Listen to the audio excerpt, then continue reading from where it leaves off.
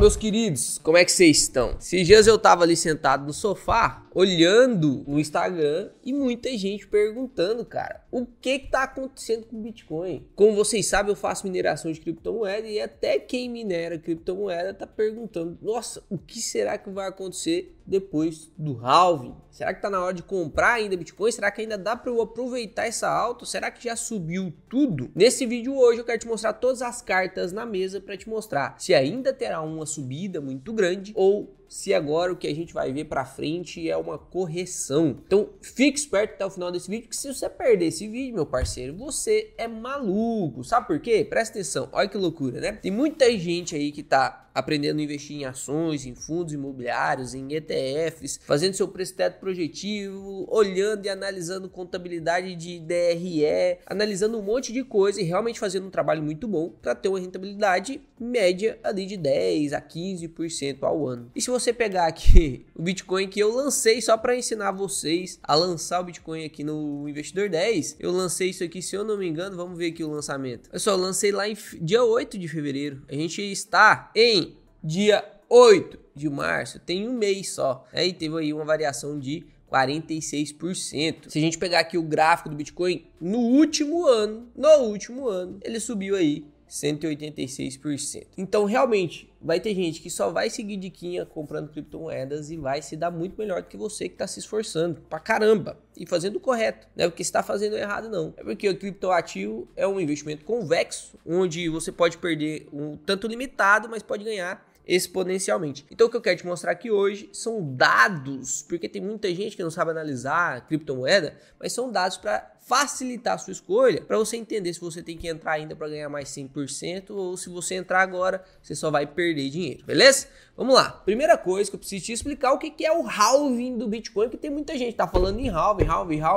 Inclusive aqui na CoinMarketCap a gente consegue ver aqui a data estimada para o próximo halving aí, que vai ser de 43 dias e 6 horas. Você precisa entender o que é esse negócio desse halving, né? E vem aqui comigo nessa imagem. Olha só, o halving ele acontece já de maneira programada. A partir de uma quantidade de blocos minerados, a recompensa pelos blocos diminui. Então, lá no surgimento do Bitcoin, inclusive ele surgiu pós-crise subprime, né, como uma maneira de descentralizar a moeda e o dinheiro ali daqueles bancões que conseguiam manipular toda a hipoteca ali. Ele surgiu e cada bloco minerado dava uma recompensa de 50 bitcoins. 4 anos depois, em média, né, 4 anos, porque aqui se você for dar uma olhada, foi menos de 4 anos o primeiro halving, onde tinha mais mineradores, já que a recompensa era maior, né? E aí, em 2012 passou a ser só 25, em 2016, 12,5, em 2020, que foi o último halving agora, em 2020, caiu de 12,5 para 6,25, e agora em 2024, daqui a quantos dias? Daqui a 43 dias, cada bloco de Bitcoin recompensará o minerador em 3,12 bitcoins, né? Se a gente pegar aqui, quantos bitcoins são minerados por dia hoje? Porque cada bloco ele é quebrado a cada 10 minutos. Então imagina comigo, se cada um bloco é minerado a cada 10 minutos e cada bloco dá uma recompensa de atualmente 6,25, no dia, 24 horas, terão 900 bitcoins minerados por dia. Depois do halving, depois desses 43 dias, esse 900 bitcoin vai cair para 450. Então vai cair pela metade. Cair pela metade é muita coisa. O Satoshi Nakamoto, que foi o cara ou a equipe, né, que desenhou e que criou o algoritmo do Bitcoin, foi genial, porque ele já percebeu que a moeda deveria ser deflacionária. Ele impediu o problema do troco miúdo, criando o Satoshi, né? E o Satoshi é a 8ª casa decimal do Bitcoin. Você pega 0,00001 Bitcoin, é o Satoshi que vem e casa com o nome dele, de Satoshi Nakamoto. Então ele já sabia que o Bitcoin ia valorizar pra caramba, né? Desde 2008 ele esperava que fosse valorizar pra caramba, porque se a gente for negociar, deveria ser usado o Satoshi, não o Bitcoin, porque o Bitcoin ia valer muito. Lembre-se que o Satoshi não tem nada de diferente que o Bitcoin. O Satoshi é só um pedacinho do Bitcoin, né? Porque ele é divisível. A nota de R$1 você não consegue nem existe mais nota de R$1, né? Mas a nota de R$10 você não consegue dividir ela em 10 pedaços e falar que um pedacinho é R$1, né? Agora o Bitcoin não, como é uma criptoativo, como é uma moeda digital, você consegue partir ela em casas decimais e ao invés de você entregar e comprar um café e pagar com um Bitcoin, que é 300 e poucos mil agora, você paga com um satoshi, 2 satoshis, que aí vira 1, 2, 3 reais, beleza? Duas coisas importantíssimas com o Bitcoin e que você vai ver que influencia esse preço, principalmente quando chega próximo aos halvings, é isso aqui, cara. Olha só o quanto de Bitcoin que já existem. 19,6 milhões de Bitcoins já existem. Falta para minerar 1,3 milhões só. A estimativa é que a gente termine de minerar isso aí até lá em 2100, né? Então ainda vai ficar muito tempo minerando, só que cada vez a recompensa da mineração vai ser muito menor. A gente já tem 93,5% de todos os bitcoins que vão ser minerados, já minerados. Então o Bitcoin já tá rodando bastante pelo mundo. E agora todos os bitcoins, eles estão na mão de alguém. Tá na mão de alguém, ou tá na minha mão, ou tá na sua mão, ou tá na mão de algumas instituições, ou agora com a criação dos ETFs lá nos Estados Unidos, tá na mão de algum fundo de ETF lá nos Estados Unidos. Mas fato é que, preste atenção, a partir de agora, a demanda pelo Bitcoin vai ficar cada vez maior e a oferta já está ficando cada vez menor. Então, pela lei da oferta e da demanda, o que você acha que vai acontecer com o Bitcoin? Por que você acha que as terras imóveis sempre valorizam? Por quê? A demanda sempre aumenta e a oferta sempre diminui. Lei da oferta e da demanda, meu querido, vai subir o preço. Não é que eu estou prevendo o futuro, falando que o Bitcoin vai subir o preço. Não, não é isso. São coisas pré-determinadas. Coisas que são deflacionárias, elas vão subir de preço conforme o tempo passa. E o Bitcoin se tornou aí essa moeda forte que representa, né, as criptomoedas dentro de um cenário para descentralização de um poder, para descentralização de uma moeda. Então é realmente um criptoativo que eu acredito, inclusive nas minhas carteiras de criptomoedas, inclusive nas minhas minerações de criptomoedas. Eu só minero, independente de qual moeda que eu estiver minerando, eu só converto ela para Bitcoin e 20% de Ethereum, né? Porque também é uma outra moeda forte. Mas a gente tá aqui para falar de Bitcoin agora e eu quero te mostrar o que aconteceu nos halvings passados. Porque quando você vai investir, meu parceiro, agora que eu comprei um carro, eu sempre fico imaginando, né? E sempre quando eu olho no retrovisor, eu lembro disso. Quando eu olho no retrovisor, eu tô olhando para trás e ali para trás eu já sei o que aconteceu ou o que está acontecendo no momento, é para poder conseguir ir para frente. Investimento é isso, meu parceiro. Investimento é isso. Lucro passado é garantia de lucro futuro? Não, não é garantia de lucro futuro, mas você tem uma ideia do que aconteceu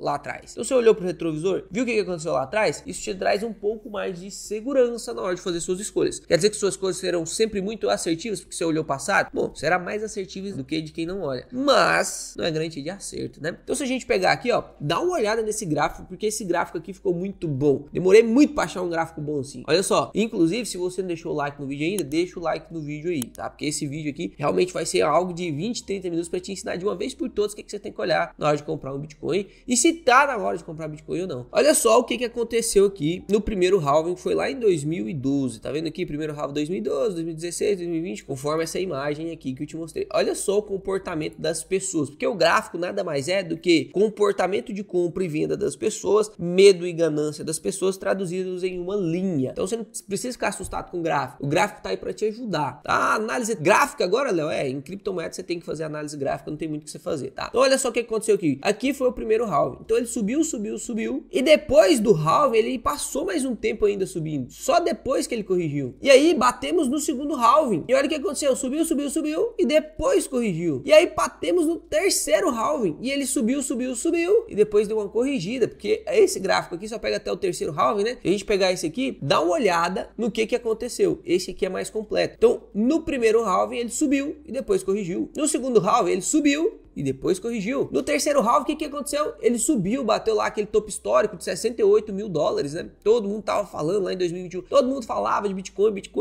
E depois o que ele fez? Ele corrigiu. E agora ele tá subindo de novo. Por quê? Porque tem um halving aí e provavelmente ele vai continuar subindo um pouco depois do halving. Só que a gente tem algumas incertezas nesse halving agora. Por quê? Dá uma olhada nisso aqui, ó. Eu vou traçar uma seta aqui para você e você vai entender e ver isso aqui de uma vez por todas. Ó, o topo histórico antes do primeiro halving. O topo histórico antes do segundo halving. O topo histórico antes do terceiro halving. Você tá vendo que o topo histórico ele nunca é batido antes do halving, ele só estoura o topo histórico depois que passa o halving. Ó. Ele estourou o topo histórico aqui, foi depois de acontecer o halving. Neste segundo halving, ele estourou o topo histórico aqui, ó, depois de acontecer o halving, né? Quase um ano depois de acontecer o halving. Aqui foi quase 6 meses depois de acontecer o halving. Só que olha o que está acontecendo nesse momento agora, né, de 2020 a 2024. O topo histórico é esse, ó. E a gente está quase batendo o topo histórico antes de acontecer o halving. Antes de acontecer o halving. O halving vai acontecer daqui 43 dias e provavelmente o topo histórico será batido antes disso. Se a gente pegar aqui quanto tá o Bitcoin agora, dá uma olhada nisso aqui, 67 mil. Se bater ali 68 mil dólares, a gente bate o topo histórico antes do halving. Isso nunca tinha acontecido antes. Isso nunca tinha acontecido antes.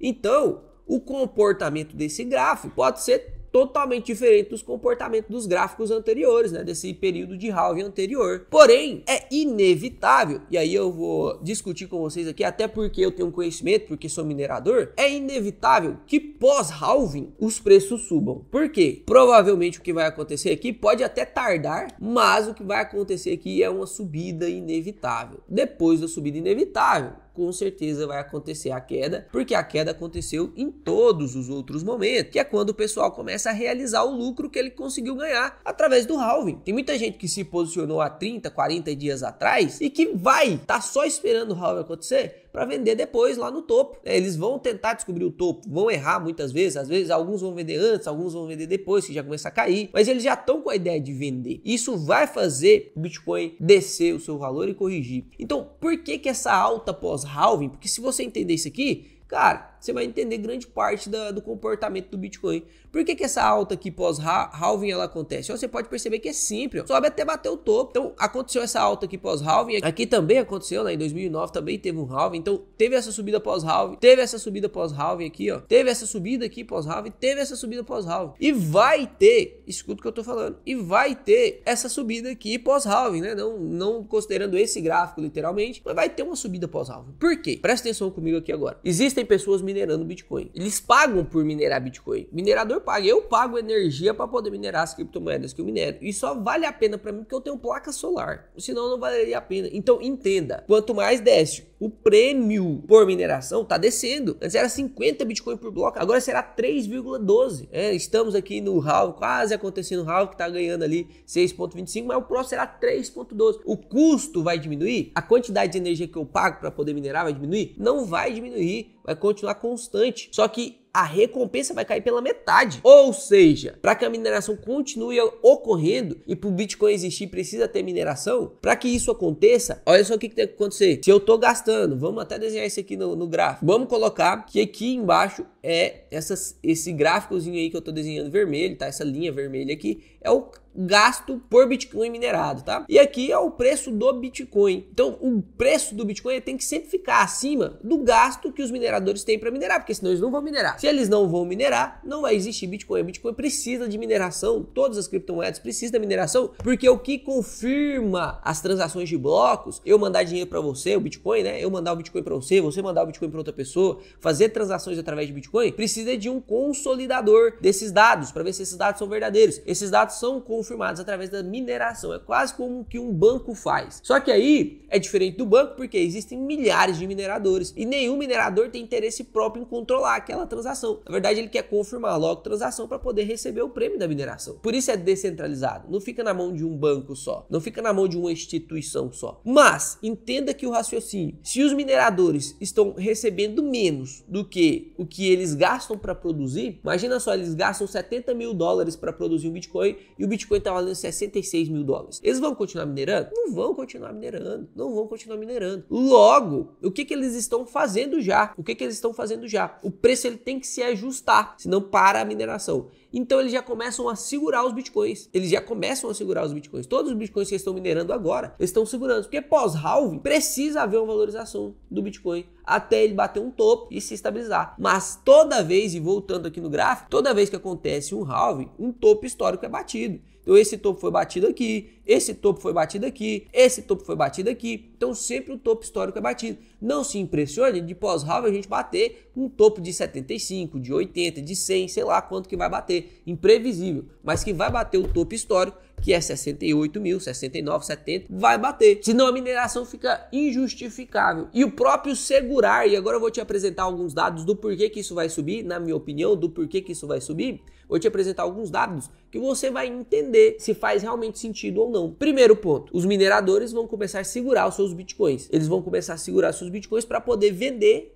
lá no topo histórico, né? Quando passar o topo, quando subir muito, aí eles vão começar a vender seus bitcoins. Por quê? Porque para pagar a energia que eles gastam, para poder fazer e manter o investimento deles em mineração de bitcoin, eles precisam vender os bitcoins para poder pegar o dinheiro e pagar a energia, por exemplo. Às vezes eu vendo algumas criptomoedas que eu minero justamente para poder pagar e ajudar a custear a energia quando passa do gasto que eu tenho. Então eles precisam vender também. Só que eles podem, e eu também posso, por exemplo, tem uns 4 meses que eu não vendo nenhuma criptomoeda, eu também posso manter e segurar as criptomoedas que eu minerei. O minerador de Bitcoin pode manter os Bitcoins que ele está minerando e aí vender depois. Só o ato dos mineradores de segurar o Bitcoin consigo, lembra, diminuiu a oferta. Se diminuiu a oferta e agora, presta atenção, tem muito modinha, inclusive uns 30%, 40% das pessoas que vão assistir esse vídeo é para tentar comprar agora, que tá fazendo burburinho, porque quando eu falava que era para comprar, né, e tem vídeo aí da geração de dividendos, das turmas da geração de dividendos anterior, eu falando, pô, tem que comprar Bitcoin agora, que tá 17 mil, que tá 18, que tá 20, que tá 30, agora que bateu 69, todo mundo quer comprar, porque você fica com aquela sensação de, meu Deus, eu sou velho demais,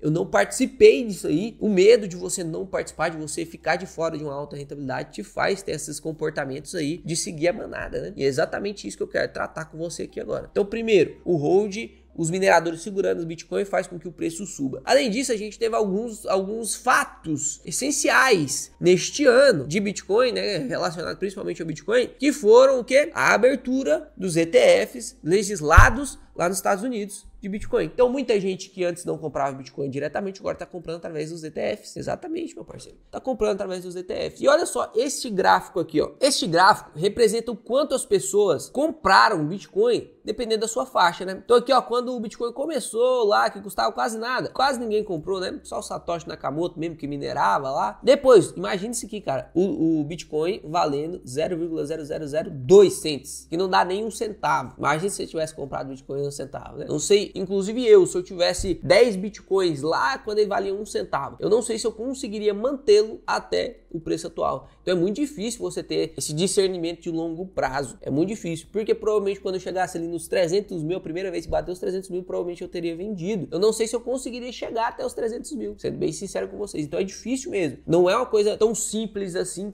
porque mexe muito com a sua ganância. É algo que tem muita volatilidade, sobe e desce muito. Então você tem que trabalhar muito mais o estômago do que o psicológico aqui quando você investe em criptomoedas. Se você for ver aqui, essas bolas verdes aqui representam o quanto as pessoas compravam Bitcoin. Você consegue perceber que depois que ele ficou mais notável aí no mundo, quando bateu ali os 14 mil dólares, ele começou a ser mais negociado. E agora, a gente tá numa fase onde ele está sendo menos negociado. Olha isso aqui, tem menos pessoas comprando Bitcoin agora. Inclusive aqui agora, neste momento, quando a faixa de preço está de 61 a 67 mil dólares, pouquíssimas pessoas comprando. Ou seja, menos oferta. Mostrei duas coisas que estão diminuindo a oferta, né? Diminuiu a oferta porque os mineradores estão segurando, diminuiu a oferta porque tem pouca gente querendo vender agora, porque tá no momento da valorização. Não tem muita gente esperando para poder vender depois. Sabe que o halving vai acontecer. Não é segredo para ninguém que o halving acontece de 4 em 4 anos em média. Não é segredo. Então muita gente que já tá nesse mundo de criptomoedas já tá esperando o halving acontecer para poder vender mais valorizado. Vamos pro terceiro ponto aqui. Depois da fundação dos ETFs lá nos Estados Unidos, como que um ETF de Bitcoin é vendido para a pessoa se ele não tem Bitcoin? Então ele tem que comprar Bitcoin. Os mineradores já estão segurando. Os indivíduos, né, que tem Bitcoin, pessoa física como eu, também está segurando. Não quer vender agora. E o ETF surgiu em um momento em que ele precisava comprar mesmo em momento de alta. Então ele foi lá e tentou dar uma rapada em todo mundo que queria vender. Fez com que o preço subisse. Por quê? Porque a oferta está diminuindo. E olha só essa imagem aqui, ó. Teve mais de 30 mil Bitcoins compros pelos ETFs, enquanto a produção de Bitcoin foi de 6 mil nessa última semana. Então imagina só, 6 mil Bitcoins minerados e 30 mil Bitcoins compros, né? tá certo? Imagina só o que vai acontecer a partir do próximo mês de maio ali, né? Vai dar mais ou menos ali no dia do meu aniversário, dia 19 de maio. Imagina só o que vai acontecer lá no dia 19 de maio, quando o halving acontecer, e aí agora os bitcoins minerados não serão nem mais 6 mil, serão 3 mil, vai diminuir pela metade. O consumo dos ETFs vai diminuir? Não vai diminuir, cara, porque eles vão tentar adquirir mais bitcoins. Por quê? Esse gráfico aqui mostra o fluxo de caixa de capital nesses ETFs aí que fazem os investimentos em Bitcoin. Então você consegue comprar o ETF para se expor indiretamente no Bitcoin. E olha só isso aqui, quando surgiu, foi um sucesso e depois o pessoal começou a tirar. Até bater aqui no dia 21/2, onde teve mais gente tirando dinheiro do que colocando. Só que depois disso, daí bastou um mês só, porque no mês de janeiro o Bitcoin ficou meio lateralizado e depois, agora nesse mês de fevereiro, ele subiu pra caramba. Olha só o que aconteceu. Os ETFs tiveram aí uma alta histórica, né, de muita gente colocando dinheiro nesses ETFs. Quanto mais pessoas entram nesses ETFs, mais os ETFs precisam comprar Bitcoin para manter sua posição. Então, cada vez mais, quanto mais esse negócio chamado Bitcoin fica famoso, quanto mais o Bitcoin fica conhecido, mais terá demanda. E lembre-se, o halving diminui a oferta. 3 pontos aqui que diminui a oferta e fazem com que o preço suba. E tudo isso conspirado ali junto com o halving. E eu vou te mostrar aqui o final pra gente terminar com isso. E eu te mostrar se tá na hora de comprar ou não, porque é isso que você quer saber, né? Talvez você tá até com a ideia errada aí. Tem que comprar logo. Mas calma, não é assim não. Olha só, entrei aqui no Google Trends. É que são o que o pessoal mais pesquisa no Google. E eu vou digitar aqui pra você, ó, Bitcoin. Dá uma olhada nesse gráfico aqui, meu parceiro. Dá uma olhada neste gráfico aqui. Não tá nem no topo ainda da pesquisa. Olha só o que tá acontecendo aqui.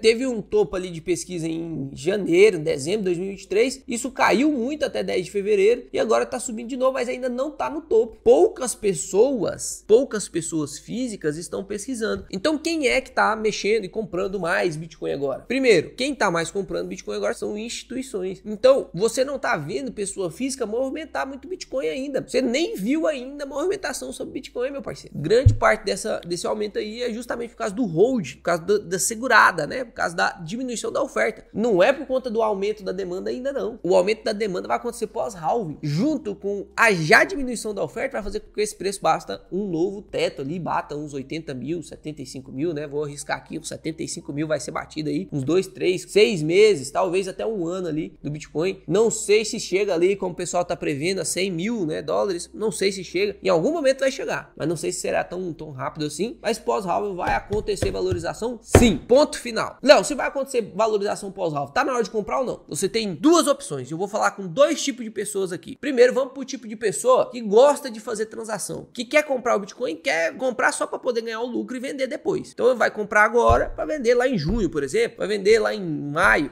para vender lá em agosto, em outubro. Mas ele não quer ficar com Bitcoin, ele só quer comprar e vender. Para essa pessoa que é especulativa, que vai só realmente utilizar o Bitcoin para poder fazer ganho de capital, o que dá para fazer, cara, talvez seja o momento sim de você comprar. Por quê? Se você der uma olhada aqui nesse gráfico do halving, inevitável a gente dizer que vai bater um topo sim, principalmente olhando os halvings anteriores. E presta atenção, ó, o halving aconteceu aqui em 2012, né, próximo de 2012, e a subida, o topo bateu um ano depois. Então acostume-se, se você entrar agora, ao topo de valorização durar pelo menos aí um ano para ser batido. Aconteceu também ali no segundo halving em 2016, ó, foi 2 anos, né, bateu o topo ali em 2016, foi bater o topo em 2018. Então aqui aconteceu também em 2020, demorou 1 ano e meio, né, para poder bater o topo de novo. Então aqui provavelmente vai demorar também 1 ano e meio para poder bater o topo de novo. E se você é essa pessoa, e eu já te mostrei alguns pontos que fazem a gente ficar meio duvidoso com esse gráfico futuro aqui, porque gráfico serve para analisar o passado, é o retrovisor. O para-brisa a gente tá só prevendo, né? Esse para-brisa aqui, que é o que vem pra frente, a gente tá só prevendo. Então é improvável que isso aqui seja totalmente assertivo. Por quê? Porque esse gráfico tá se comportando diferente do que comportava anteriormente, né? Tem vários pontos diferentes na história e na macroeconomia atual, diferente do anterior. Não tinha ETF, não tinha tanta divulgação, não tinha país usando